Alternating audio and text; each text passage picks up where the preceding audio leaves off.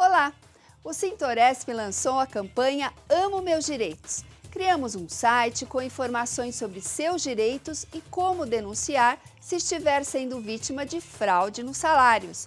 Acesse o site amomeusdireitos.com.br ou envie sua denúncia no 0800 77 17 104. Assista agora o programa Fórum Legal. Olá!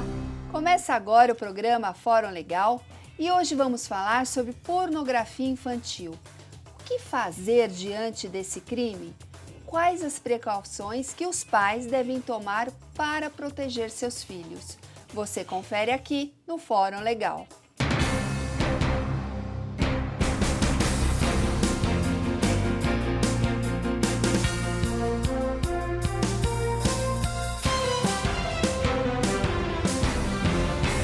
Nosso convidado de hoje é o Dr. André Kiyoshi de Macedo Onodeira, advogado especialista em Direito Digital e Telecomunicações e membro da Comissão de Direito Eletrônico e Crimes de Alta Tecnologia da OAB São Paulo. Olá, doutor. Prazer em revê-lo aqui no Fórum Legal. Boa tarde, doutora. Agradeço mais esse convite, é um prazer e sempre à disposição da senhora. Doutor, o que é considerado legalmente crime de abuso sexual contra crianças e adolescentes? Bom, nesse caso, para entender esses crimes e abusos sobre a criança e o adolescente, nós teríamos que começar pela diferenciação, que no caso a criança a gente pode entender até aos 12 anos incompletos, né? E o adolescente a partir dos 12 anos completos até os 18. Então, dentro desses casos aí, nós podemos ter crimes como corrupção de menores, atentado violento ao pudor e também casos de estupro, né, que são os mais violentos no caso. Doutor, a gente sabe que a pornografia infantil ela cresce pelo mundo inteiro a cada dia. Agora, como eu faço para denunciar sites ou pessoas que possuem um material ou divulguem esse material pornográfico nos sites, por exemplo, na internet, no caso? Após o conhecimento do fato, a pessoa ela deve se dirigir, ela deve procurar a Polícia Federal ou até a Polícia Estadual, deve procurar o Ministério Público, inclusive o Ministério Público Federal, porque todos esses órgãos eles têm grupos especiais de repreensão, né? E eles têm uma atuação muito forte. Eles podem, aí que eles começam a parte da investigação policial para chegar até o autor do delito, né? Doutor, no caso, quando eu vejo uma situação em que divulgam um material pornográfico na internet, por exemplo, qual é a punição para essas pessoas? Bom, a punição, no caso dessas, após o conhecimento dos crimes, tudo, tem diversos tipos de punição, mas a principal, que tem que ficar bem clara, é sob a pena restritiva de liberdade, que em todos os casos de pedofilia a pena é de reclusão. Então a pessoa fica presa. Não tem fiança. Não tem fiança, é inafiançável.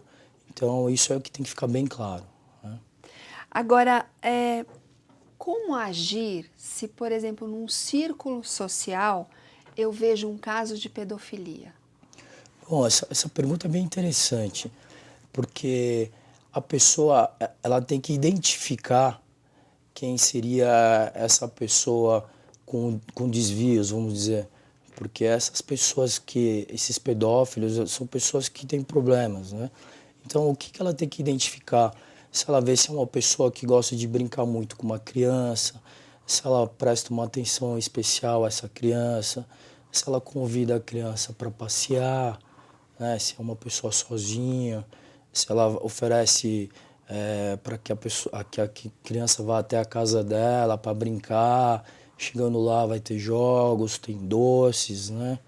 Então tem preciso ter esse discernimento, vamos dizer assim, para identificar. Sim. Existem grupos de apoio a esses casos, assim, para as famílias, quando é também encontrado um caso de pedofilia? Então, esses grupos de apoio, né, eles são encontrados na Polícia Federal também e no próprio Ministério Público, né? Então, Porque para essas crianças, sim, a inclusive, pessoa quando vai, sofre algum abuso. sim, ela vai se sentir amparada, vai ter uma parte que vai ter um psicólogo para prestar atendimento, né? Então ela pode procurar algum desses órgãos que ela vai ser bem atendida. Agora, a gente sabe aí, com a chegada da Copa do Mundo, por exemplo, e outros eventos, os hotéis lotados, a gente sabe que existe a fiscalização em alguns pontos. Agora, como aquele trabalhador que está lá no hotel todos os dias e ele vê que um hóspede traz uma criança para o hotel, como ele deve agir nesses casos?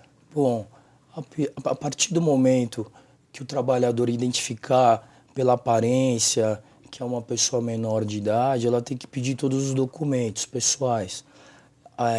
Após ela ver que é uma pessoa menor de idade, ela tem que saber se ela tem alguma ligação com essa pessoa, se ela é parente, né? Se ela tem alguma autorização dos pais para estar naquele local. Então, o que eu sugiro a esse trabalhador é que, na ausência desses requisitos, é que ele impeça esse check-in, né? Porque aí pode colocar o hotel numa situação de risco, né? E ele próprio também, fora o menor, né? Agora, como os pais devem instruir seus filhos para que eles não sofram esse assédio sexual? Bom, os pais eles devem agir, eles devem tentar instruir os filhos, né? Porque é muito complicado, porque hoje a criança ela fica na internet, ela fica nos sites de relacionamento e fica nas salas de bate-papo, que são os lugares onde os criminosos mais atuam, né? No bate-papo e nos sites de relacionamento. Então, após a identificação, eles se passam por pessoas da mesma idade, eles criam perfis falsos, né? Para poder se relacionar com essas crianças. Então, o que a gente sugere é que nunca forneça o endereço completo, né? Não forneça aonde estuda, o nome dos pais, os hábitos do dia a dia, porque fora o risco desses crimes de abuso sexual, pode até ocorrer outros, no caso até de sequestro, né? Então, doutor, o caso do Facebook, por exemplo, que os adolescentes, eles postam lá o que estão fazendo, onde moram. Então, é necessária essa instrução dos pais, não é, doutor? Sim, sim, tem que ter muita cautela, porque o ambiente da internet, ao mesmo tempo que ele traz uma alegria para a pessoa que está ali mexendo, ele é um ambiente muito perigoso, né? Então tem que tomar muito cuidado com os dados que são inseridos, né? Com fotos, né? Principalmente fotos com situações que você pode estar mandando até para um amigo, mas você não sabe quem que pode captar aquela Qual foto. amigo do Isso. amigo? Então ela pode se multiplicar na internet e pode trazer prejuízos para essa pessoa, né? Agora, quando existe realmente comprovado uma pessoa que abusou sexualmente de uma criança, de um adolescente, a pedofilia, qual que é o procedimento? A pessoa ela fica presa e aí o que acontece? Então ela fica presa, né? Nesses casos, a pena mínima é de 6 anos, ela varia de 6 a 10 anos de reclusão. Como nós havíamos comentado, são todas restritivas de liberdade. Então, a partir do momento da identificação do criminoso, ele é preso pela autoridade policial, né? E depois ele é encaminhado para um centro de detenção, né? Onde lá ele vai permanecer e com o seu direito ao contraditório, né? Fazer prova de que não era ele, que é muito difícil no caso, né? Sim. Mas é um direito constitucional, né? Sim. Agora, essas crianças, esses adolescentes, doutor, qual a mensagem que o senhor deixa para que elas falem com seus pais, orientá-las? Sim, eu acredito que elas devam ter um diálogo maior, né, que infelizmente a internet acaba diminuindo essa conversa interna entre os pais e os filhos ali na hora do jantar, né? Mas é que tenha um diálogo maior, falando com a mãe ou com o pai, ó, eu conheci tal fulano, é um amigo virtual, né? Para que o pai possa alertar dos perigos e dos riscos, né? Que pode vir pela frente. Porque muitas vezes os adolescentes não querem que os pais façam parte do Facebook. Isso é uma questão Não muito controversa, porque há muitos casos até das crianças estão saindo do Facebook, porque os pais podem monitorá-las, né? Então acaba sendo um instrumento uma ferramenta para monitorar o que o filho está fazendo no dia a dia, né?